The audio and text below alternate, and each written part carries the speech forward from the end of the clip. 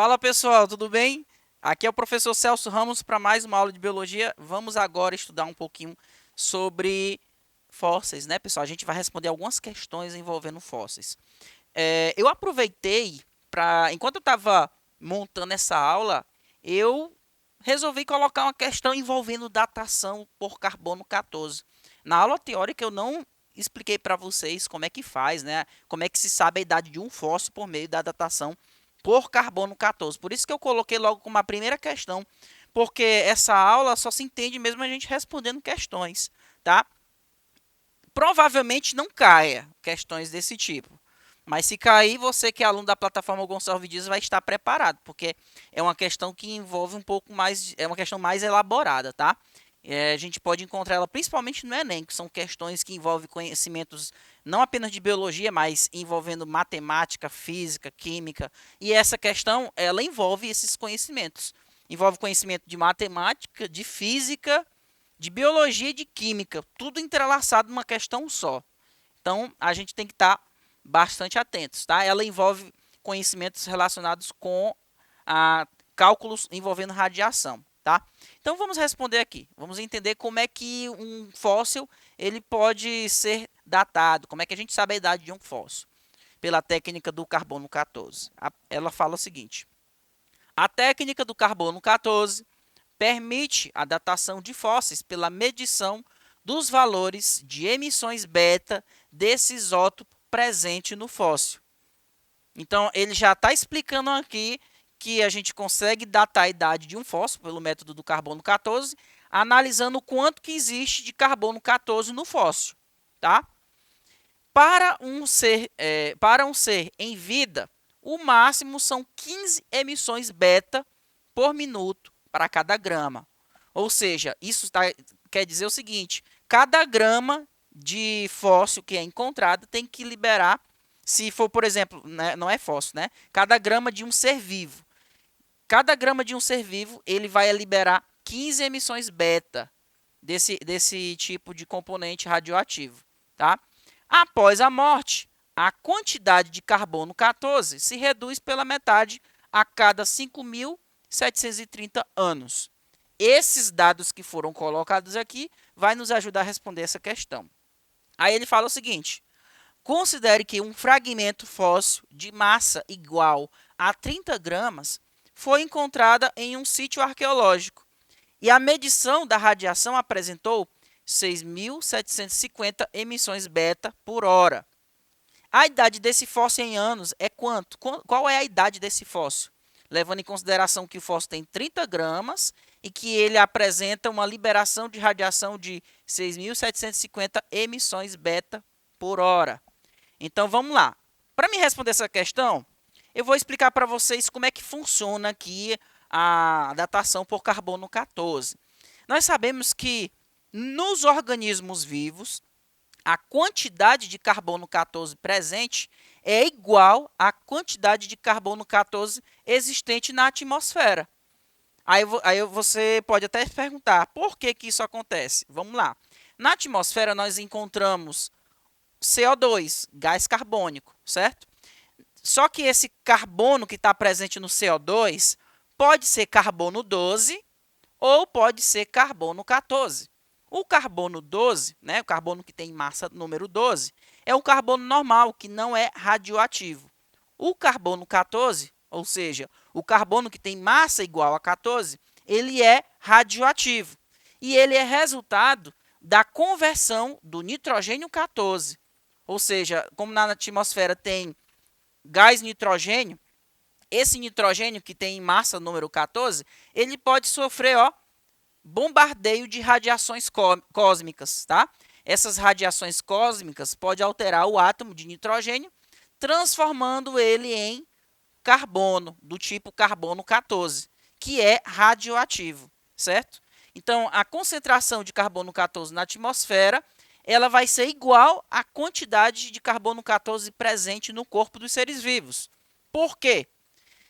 Lembra que na atmosfera nós temos CO2? Então, esse CO2 pode ter carbono 12 ou pode ter o carbono 14. A planta, quando ela faz fotossíntese, ela absorve o quê? Ela absorve CO2.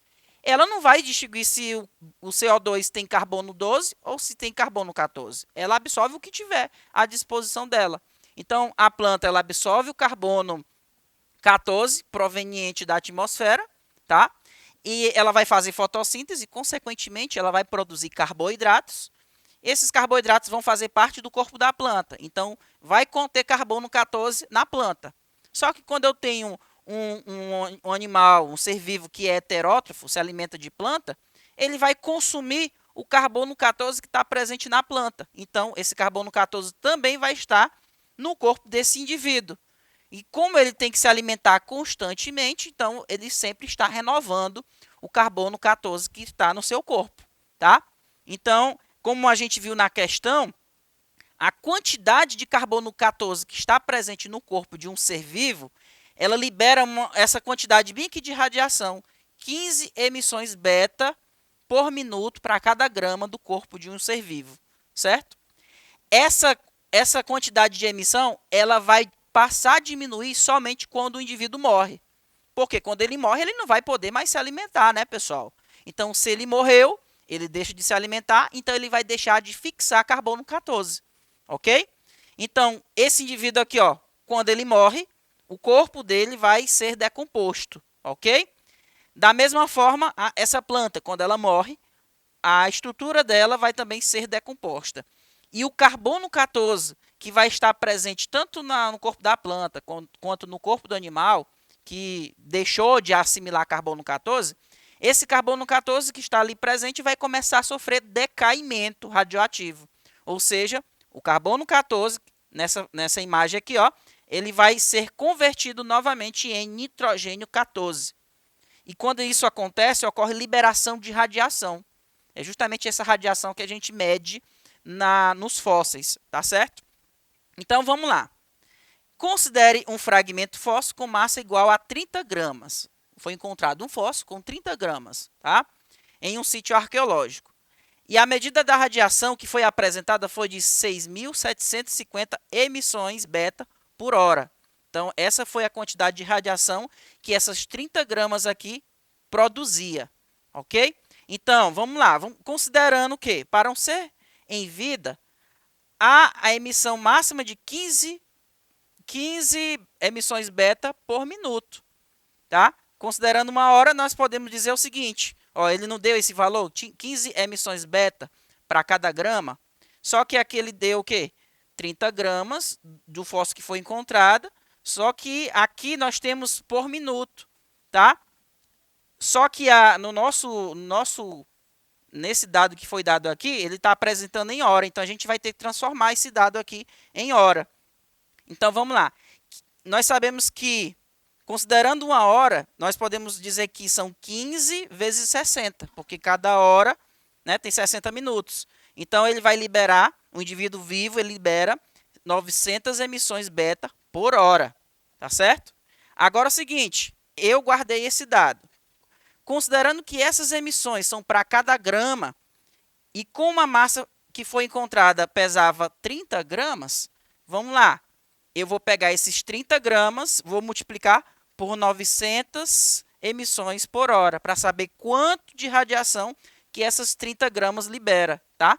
Isso aqui é a massa de um ser vivo, de um indivíduo ainda em vida. Então, um indivíduo ainda com vida, ele libera 27.000 emissões beta para cada hora.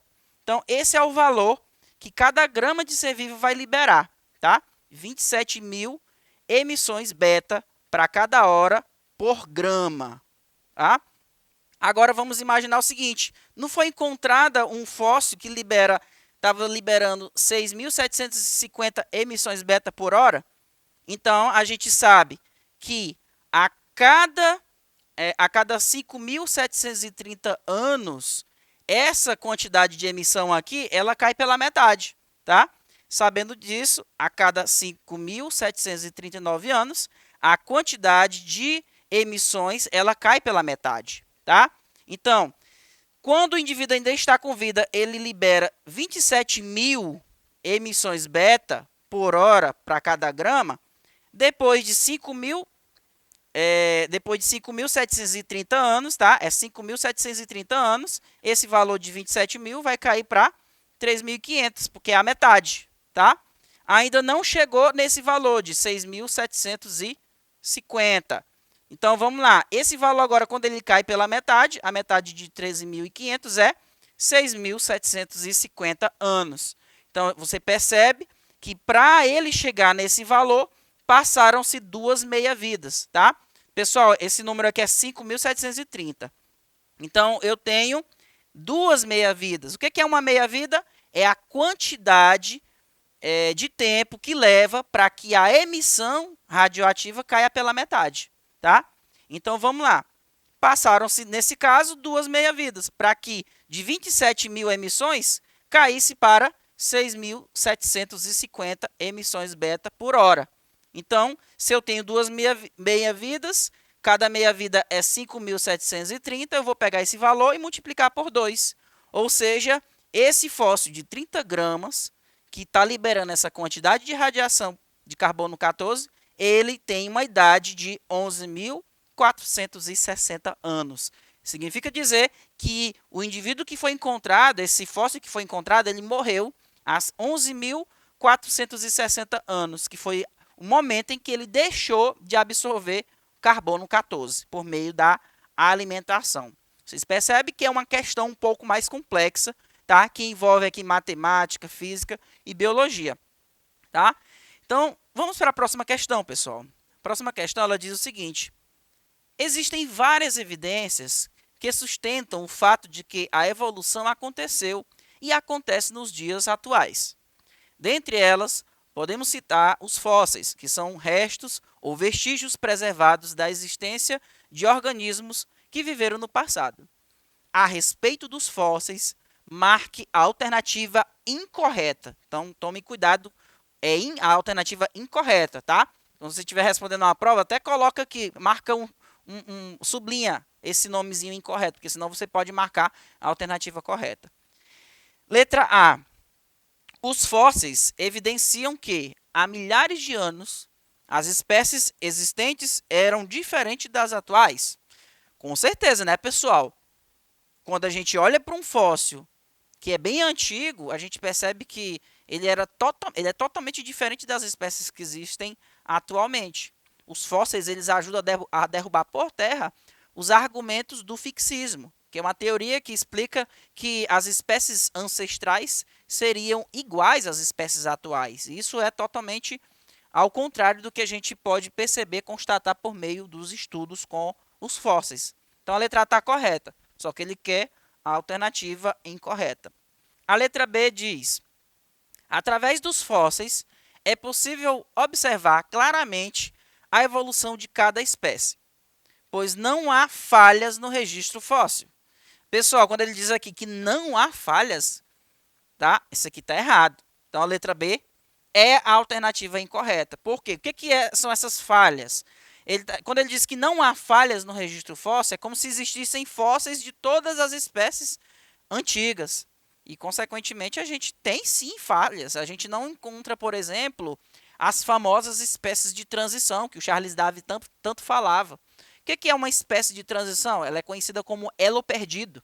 Uma espécie de transição, ela seria uma espécie que contém características de transição. Por exemplo, se eu acredito que o homem ele é proveniente de um ancestral comum, tanto do macaco quanto do ser humano, né? Então, deveria haver um fóssil de um ancestral que teriam características tanto humanas quanto de macacos. Então, seria um fóssil de transição.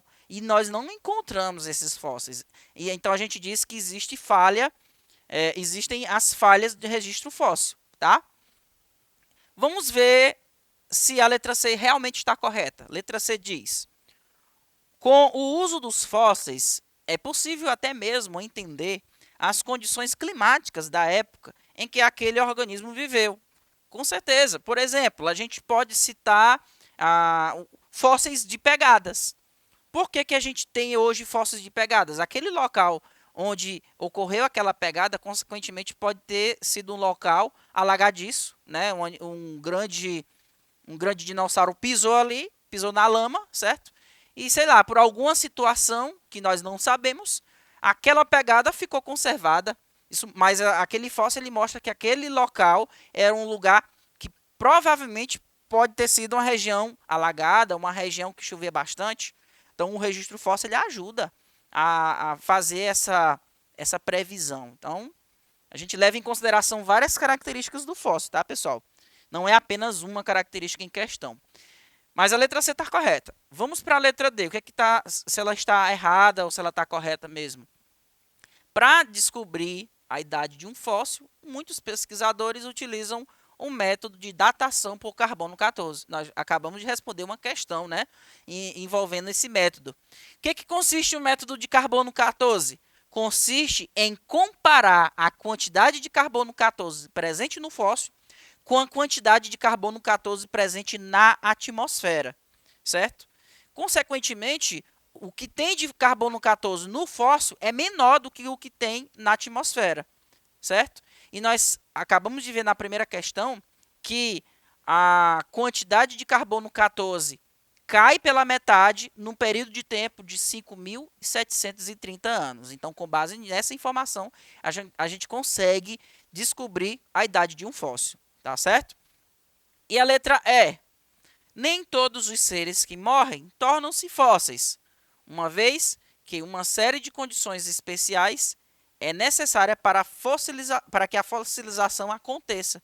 Com certeza, pessoal, nem todos os seres vivos eles vão se transformar em fósseis, né? Quanto de estrutura de seres vivos que morreram antigamente que foram totalmente extinta, desapareceu porque sofreu decomposição completa e não ficou nada, nenhum vestígio. Então, nem todo organismo vai ser fossilizado. Tem que haver várias condições.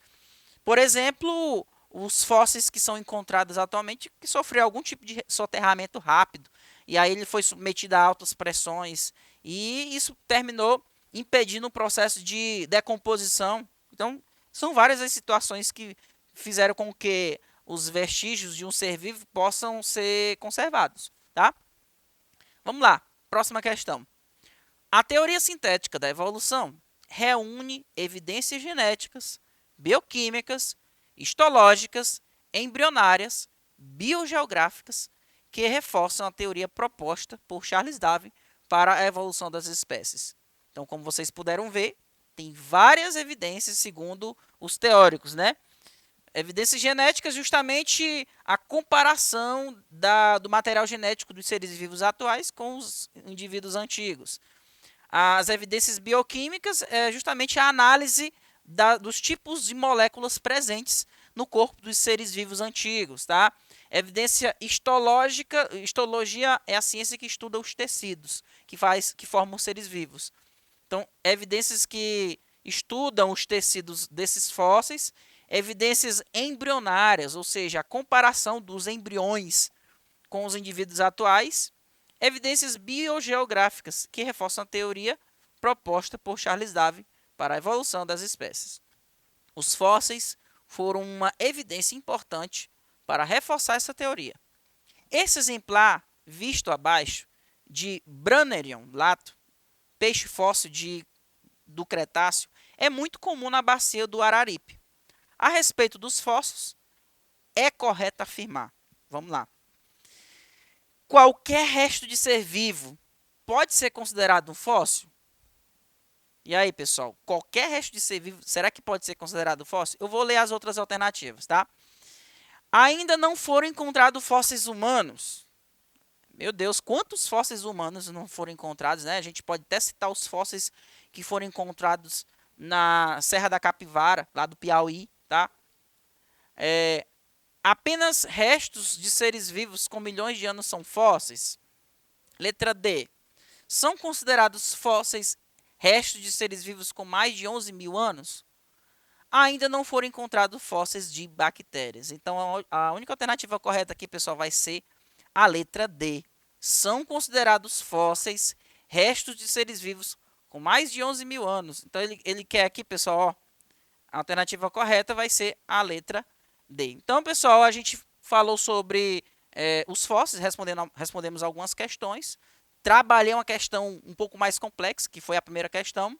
Eu espero que vocês tenham entendido. Te convido a seguir as nossas redes sociais. Espero que todos fiquem com Deus, tá, pessoal? Até mais. Tchau, tchau.